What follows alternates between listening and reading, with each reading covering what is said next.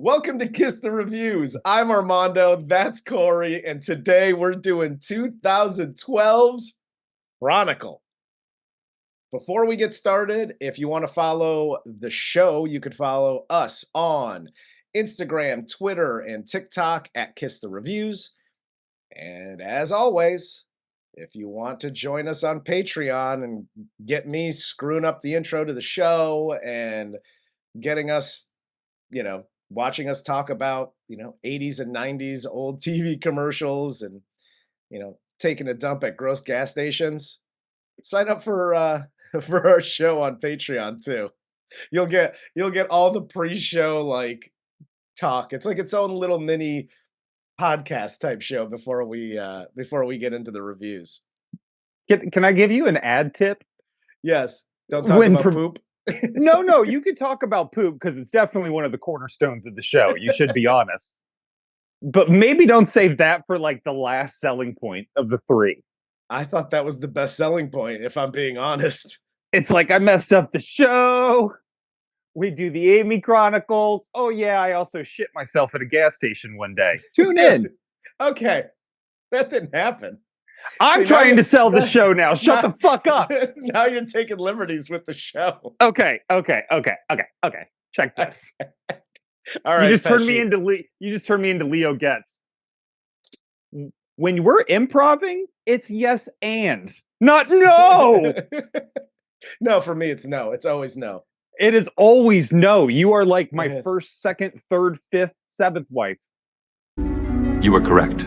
And now we'll get into the cast of 2012's Chronicle. Oh, yeah, we're doing it. Well, this is recording, isn't it? Yeah, I know, right?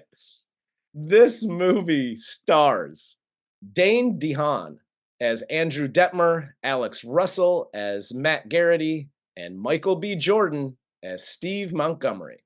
I rented this movie back in 2012, I think. And 2013, whenever it came out on DVD. But I haven't seen this movie in probably 10 years, 10, 11 years. Mm-hmm. But this is one of those movies, this is almost like a Shawshank type movie to me, where not as far as quality, but okay, I was like, did we watch different movies? No, as far as like a movie when it's on, mm-hmm. and if I catch it, I'm like, oh, I'll just watch it. Like I really enjoy this movie, and this is like a movie for incels. This is like man, I can't get laid. I'm a big nerd. Man, what if I had powers? This is every incel's wet dream. Hell yes. I looked at this as a great metaphor for the United States Congress.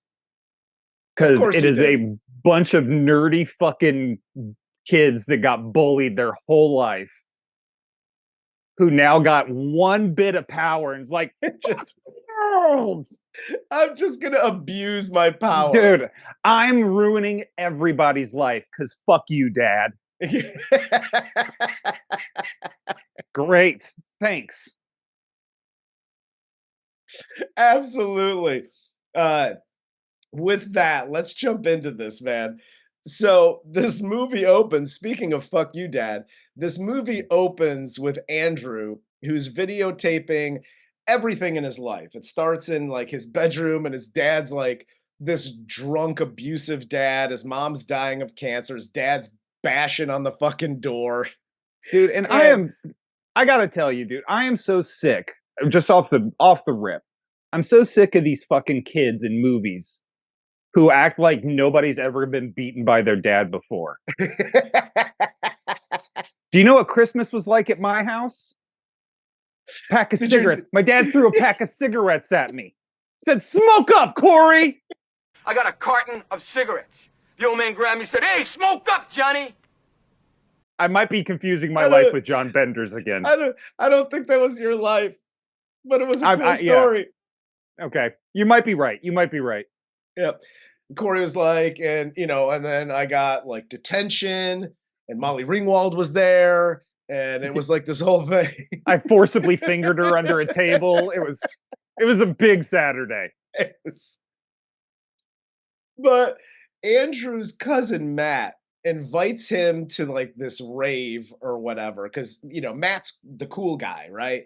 So he invites him to this rave to help him meet people because he's unpopular and he gets bullied at school. And at the party, Andrew still films everything and he leaves because a dude gets pissed that he's filming his girlfriend.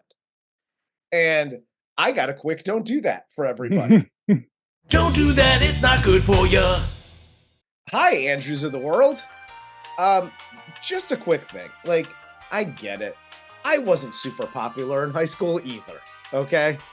Fucking nerd. Yes, exactly. And I get it. Some people are, throw their lives into music or recording videos like you do here. And that's all well and good. But when your cool cousin invites you to a party to like, hey, meet people, like they don't know you like I know you. Don't bring your camcorder video camera to the goddamn party. You know why? Because kids there are like drinking and doing illegal shit. And nobody wants that shit on film. I know people in 2024 don't understand that you shouldn't film everything. But don't bring a camera to a rave. Somebody's going to get pissed and want to kick the shit out of you. Yeah, I'm going to go ahead and throw one of these in for Hollywood. Corey's Life Lessons. Hi, Hollywood. Uncle Corey here. I grew up during the 90s and into the 2000s as a young man amongst many parties, because unlike Armando, I was fucking cool as shit. So I was banging and drinking and fucking and fighting. You were so cool. I was not. But here's the one thing I do know, being with a bunch of nerds. Nobody did this. Like this whole American Beauty, Wes Bentley, I'm filming, this fucking guy filming. Unless you were making something called the Blair Witch documentary for fucking school, It didn't exist. This wasn't a thing. Nobody was walking around with camcorders like it was this big new invention they've never seen. Look at I got a cool camcorder today, man. Nobody did this. Yeah, they Dawson Creek the fuck out of this.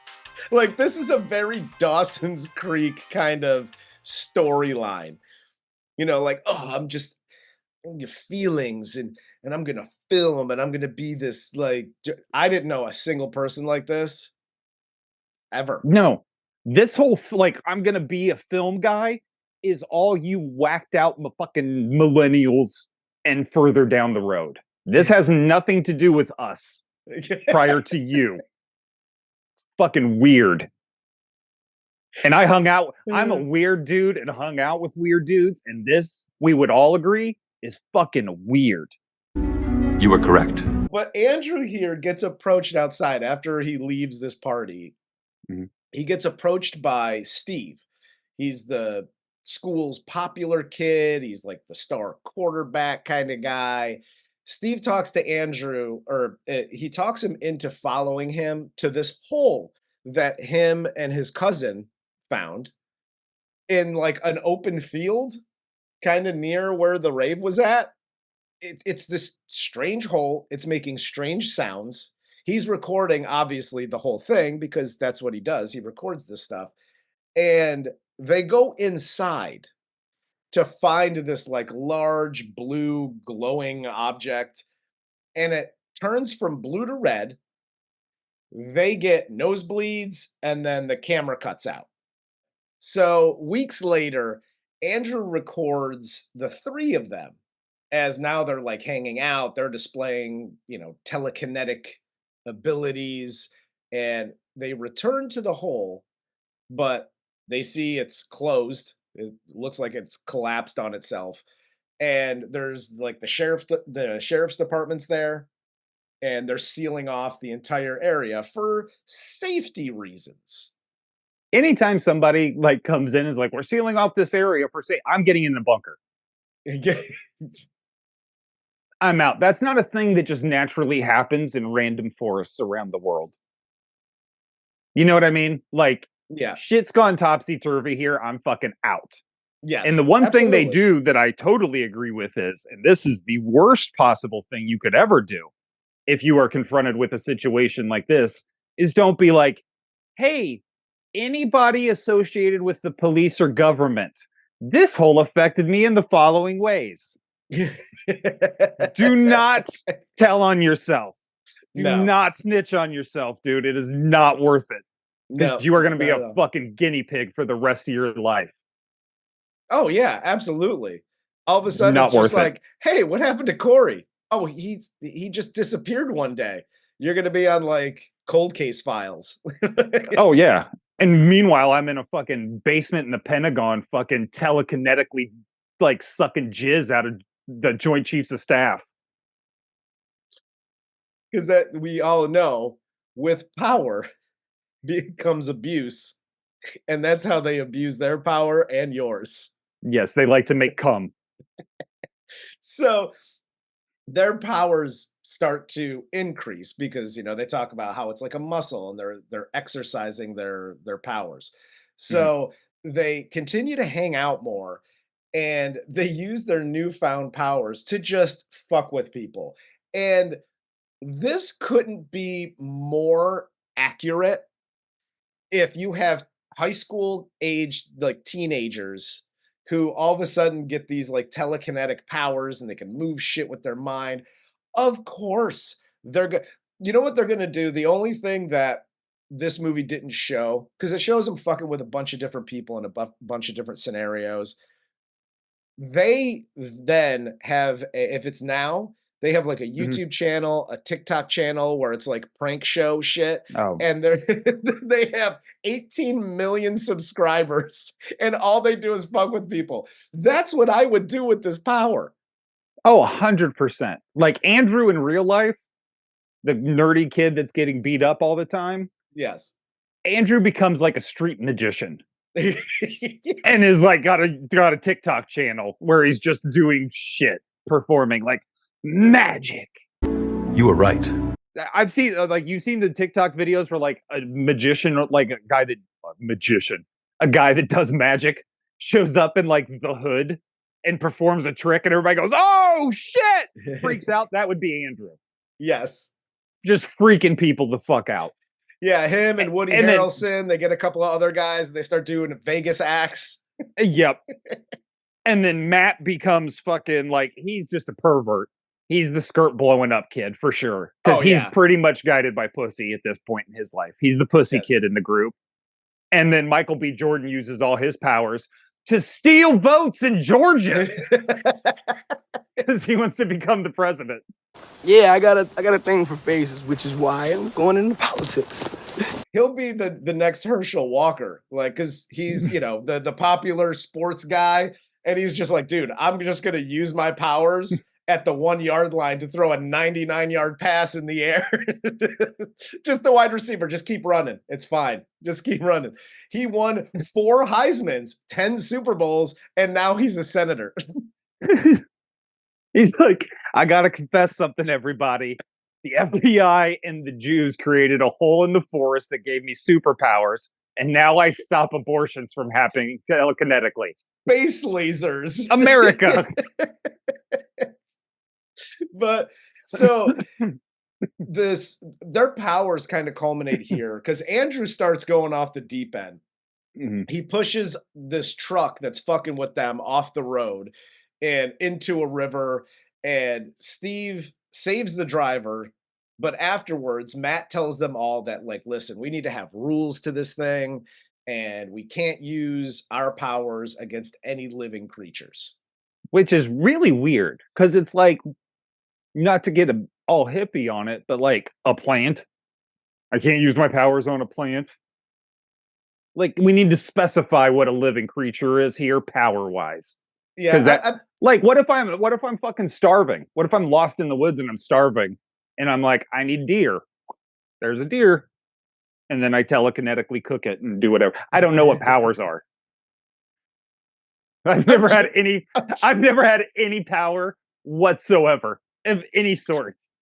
So when I see movies like this, my mind goes to like, oh, what would I do if I had powers? Oh, I'd rob a bank. I'd, do these things where I could like gain things financially, monetarily. Corey's like, what if I'm stuck in the woods and I'm fucking hungry and I want to just snap a deer's neck and then cook it with my telekinesis?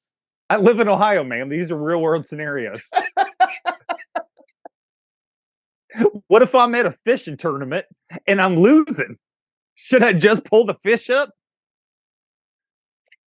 What if I'm at a cornhole tournament and it's down to my last bag and I need to sink it? Can I use it then?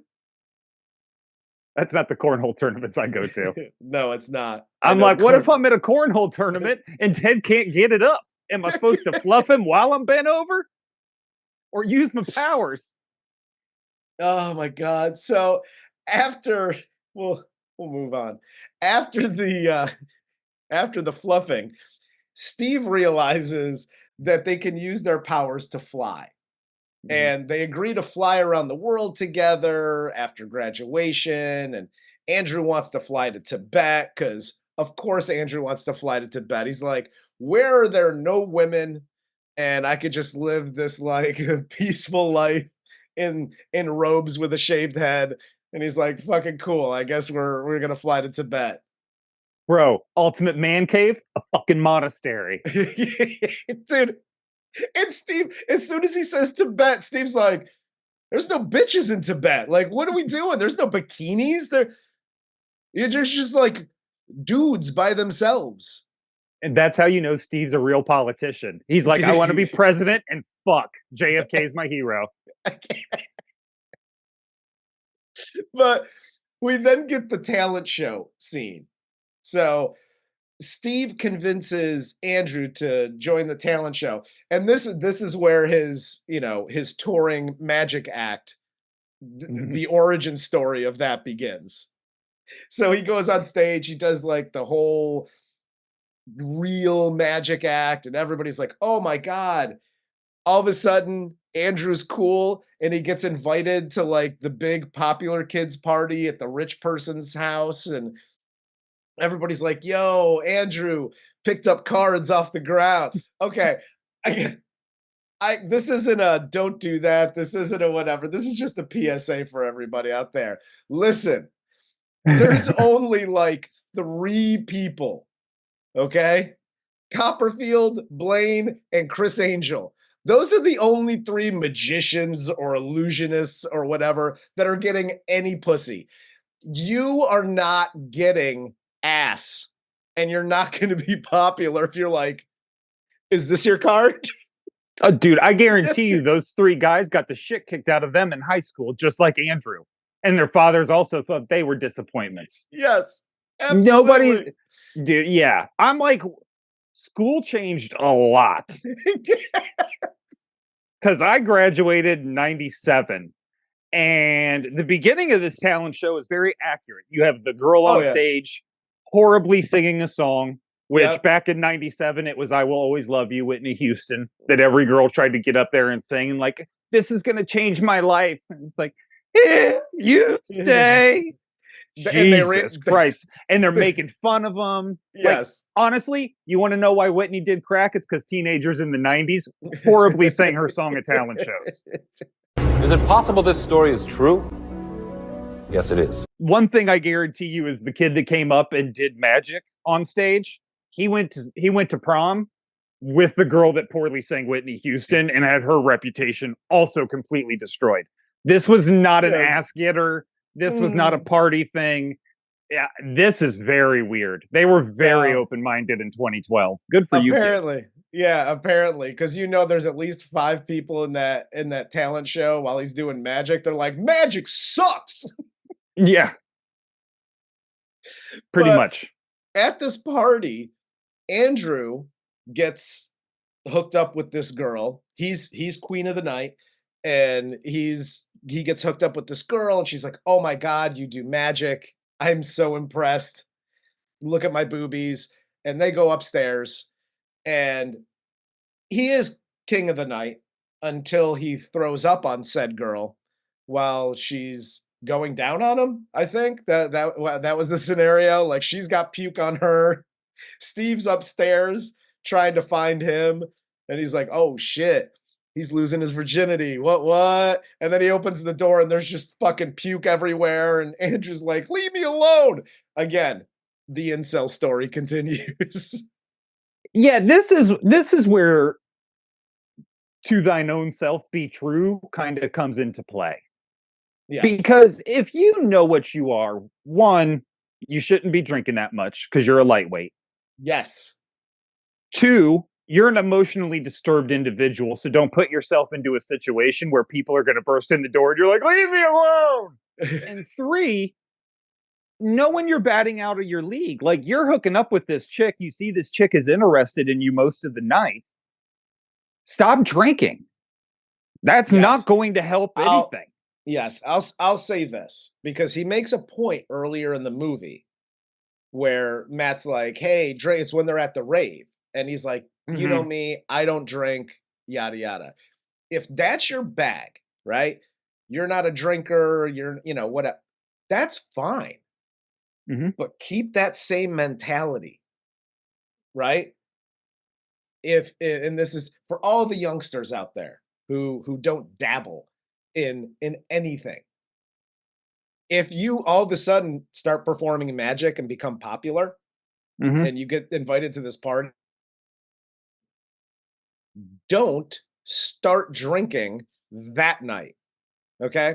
There's some prep time involved. You need to know how your body's going to react. You need to know how much booze you can consume before you get sick. There's a lot of trial and error as a youngster. And we went through all that when we were kids. You go to a party, you throw up. You go to a party, you don't throw up as much, or you pass out. So now you have a gauge of like how much you could drink, when you could drink, situations, all of that. Yep. Don't go 100 miles an hour into a brick wall. It's no fun for anybody. No. And here's a tip for you guys. If you are getting fucked up and you think you are going to get laid, or, this is your first time and you don't want to make an asshole out of yourself too much, go dance with everybody else. You will sweat that shit out so fast, it's not even funny. Yes. Just move the fuck around. I know a lot of people, eat bread, order French fries, get some meat. Walk around, dance, sweat. Yes. That shit will fall out of you. Sweat it all out. Well, then, after this, because now he's like, I'm a nerd and nobody likes magic anymore, apparently. So he starts fucking with spiders, and when his dad starts beating the shit out of him in the basement, he fights back and he fucks him up. And his fight with his dad causes nosebleeds with Steve and Matt, who are not there.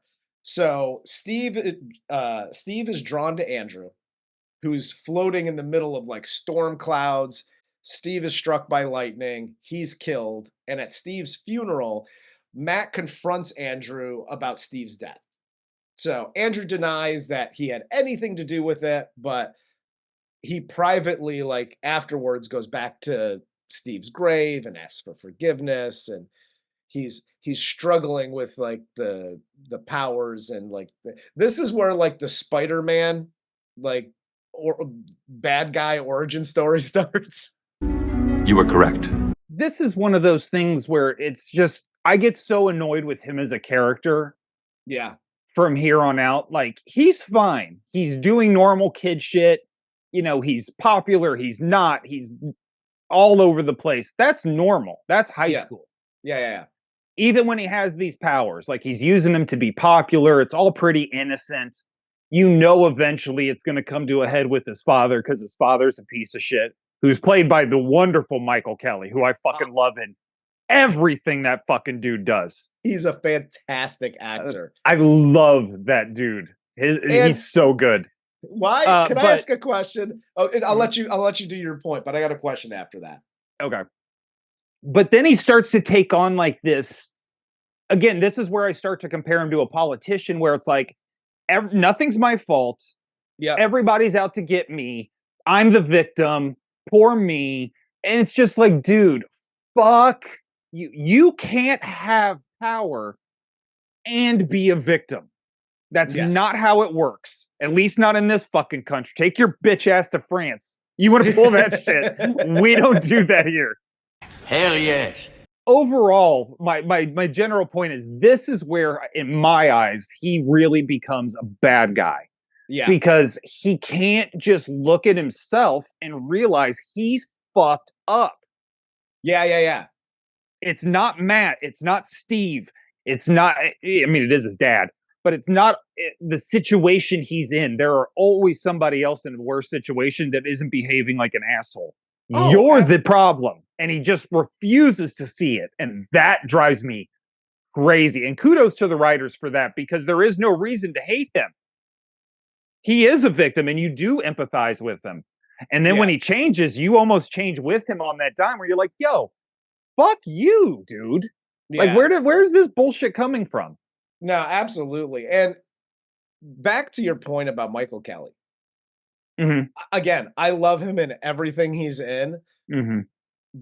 But has he become typecast? Because everything I see him in, he either his character starts off as like kind of good, and then all of a sudden he's just a drug addict, or he's a drunk from he's got substance abuse problems in everything I've seen him in. Like literally over the past like 15 or 20 years. Okay, so if you want to see a sober Michael Kelly, yes, watch. He shows up in the second season of Jack Ryan, and he's through the rest of the series. Yeah. That's and right. He's also in an old series on HBO, which is one of my favorite. It is called Generation Kill. He plays a Marine in that and is phenomenal. Smaller part because it's a huge ensemble cast. Yeah. But he's just phenomenal. He's good. He's just Michael Kelly. Yeah, I did like him in Jack Ryan. I haven't caught the other one yet, but I'll have to check that out. But yeah, it would be nice to see him do more roles where he doesn't have substance abuse issues. But Andrew then here uses his powers to steal money for his mom's medicine. And after mugging some local thugs, he robs a gas station where he accidentally causes an explosion that puts him in the hospital. And this is where Michael Kelly shines. Dude. Because so his dad, Michael Kelly, goes to the hospital, and apparently his mom died earlier that day. Andrew's unconscious. His dad is next to the bed. He's crying about his son. He's crying about his wife. And then he turns, because it starts like, oh my God, like, I can't believe you're in this situation. Your mom died earlier today. Andrew's unconscious. And then he fucking flips and he's like, and it's all your goddamn fault. I was genuinely worried he was going to start beating the shit out of him. I'm like, I don't know if I can watch him just beat the shit out of his unconscious son. Yes. Like, that's fucking gross. But no, this scene is amazing. And it's a great scene. Besides the fact that it's acted so well, it's written really well, because now you see that Andrew has basically become his father. Yes. His father can't accept any responsibility for anything. His father is always the victim. It's Andrew's fault he wasn't home. To see what it's about, like, where were you? Like, you were withholding medicine in the scene before that, so you could go spy on Andrew and see what he was doing while Andrew was attending to his mother. So yeah, you're sad, but also you can't accept that you're fucked up, just like Andrew becomes. It's such a deep scene. Yeah. That just kind of it's almost washed over because Michael Kelly does such a good job. You're only focused on him and not the broader picture. Well, and to your point from before, you're like, oh my God, we're about to see Michael Kelly beat the shit out of his unconscious son, because he cocks back and Andrew wakes up, catches his hand, and then blows the outer wall of the fucking hospital open. His dad goes like flying out. Matt and his girlfriend, Casey, show up because Matt gets a nosebleed. He's at like a party. So they show up at the hospital. And as Andrew's dad is tumbling out the window, Matt saves his dad. And this sets Andrew off because like, oh, you saved my dad and I wanted to totally kill him. So they start this like superhero epic battle in the city, in the downtown area. And they basically destroy half the city. They're going through fucking buildings. And it culminates in this is basically like the Superman 3 fight. Like that's what this is. They're going through billboards and buildings and whatnot. Yep. But it culminates. They're next to like one of the statues downtown. Matt screaming at Andrew, and then he takes like the spear from like the nearby statue and puts it through Andrew and kills him. And then Matt flies away. Yeah, this it was good. Wasn't great, but obviously, you know, we've seen so many superhero fights now. Yeah. They've all sort of blended together now. There's only so much superheroing you can do in a fight. It's hard to go that route, especially when that's not like what you're doing is the superhero fight movie kind of thing. So with that, I'll give it a pass on like, boring. The way they killed Andrew was dope.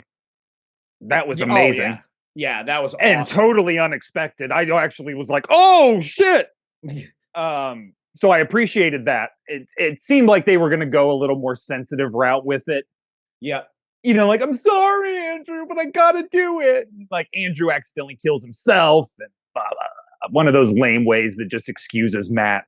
Yeah. But they didn't, so I appreciate that quite a bit. Overall, yeah, it's a good movie. I'm not putting it anywhere near my Shawshank like you did, where it's like, oh, Chronicle's on, I'm going to stop and watch it. So it's just a good movie. No, it is a good movie, and if this makes your feelings a little bit better, this movie is like Jumper. I think that was like 2009, so a few years before this one came out. Yeah. These two movies, the only thing I don't like about both of the movies, right, is Jumper and Chronicle is like, oh, with great power comes great responsibility, which is every superhero movie. Sure. But it's like this, it takes this weird turn at the end where it gets like too evil, and you know what I mean? Like that's what I don't like about these movies. You know what? Just show me the cool shit with Jumper. Because you want to know why? Because those powers aren't fucking real. Show me the cool shit with this movie. You know why? Because those powers aren't fucking real. The whole thing is made up. You don't gotta have fucking cloud fight and, you know, lightning strike and like, now I'm evil and look at the spider. Blah. You don't have to have all that shit where he goes to like this weird fucking dark place. Just have him rob a couple of banks, and then it's him just doing cool shit. I know you have to have a resolution to the movie. I know how movies work, everybody, so don't fucking at me. But it always goes to this dark place. But with that said, both of these movies I can pick up anywhere if the movie's on. If somebody's watching it and I walk into a room, I'll watch the rest of it. I like both of these movies. The Chronicle is a very good movie. Period. Is it Shawshank? No, it's not. But with that said, I've always liked this movie. I like any movies. Show me movies with powers and people doing cool shit, especially teenagers. It's different. Like Superman's a grown ass man. You know what I mean? Iron Man is a grown ass man. Show me teenagers who irresponsibly use their powers, and I'm there for it. Except for Scott Baio. Zapped sucked. Scott Baio sucks. Yes. Yeah, I'm with you with that. Like the powers thing is fine. Teenagers is fine. I think The only caveat I would add to that is don't make them the cliched teenagers, which Chronicle did not do. These are good original characters. They're all different. I have no problem with any of that. Yeah. But in a lot of these movies, you have the cliched ladies man and, you know, the jock and the student body president and the chess club nerd. And it's like, dude, just like, it's so boring. Yeah. When they do that shit. This did not do that. So again, I have no problem with it. It was, like I said, it's a good movie. I don't have any problem with it. Yeah. I had one problem. I'll deal with it if it's on. The one issue that I had was the end of this movie. It should have ended with Matt just flying away after the whole, you know, impaling Andrew. And then it's just kind of left up in the air. If you want to do a sequel, you can get a sequel. If you just want to end it there, you can end it there. End it in mystery. Yeah. But the movie ends with Matt using his powers for good and to find out what happened to them in the hole. And he then flies away after he leaves a camera, like up in the mountains of Tibet, just shooting the temple. And then he flies. Like, that part, I was just like, that one just left me flat. I would have just ended it with Matt flying away after he impales Andrew. Done and done. Roll credits. The whole like, oh, Andrew, now you can videotape the temples of Tibet. Like, cool guy. That was, if I had one complaint, that was the only complaint, is how the movie ended. But outside of that, I think it's a good movie. I love watching this movie whenever it's on.